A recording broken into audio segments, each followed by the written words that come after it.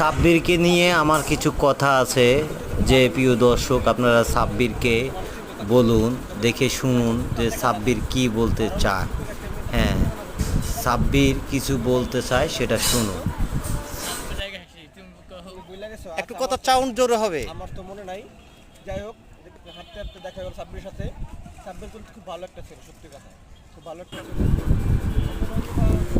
সাব্বিরের কিছু কোয়ালিটি হলো আনকমন, একটা মেয়ে দেখতে যেটা কিনা দেখেন। বোঝার মতো কিছু মানুষের আছে। যে আপনারা একটু তার কথাগুলা বুঝেন, সে কি বলতে চায়। যোগাযোগ করবেন করতেছে, এটা তার পেশা না কিন্তু। হ্যাঁ। এটা শখের বশত করতেছে, এটা তার পেশা না। আপনারা কিছু মনে করবেন না।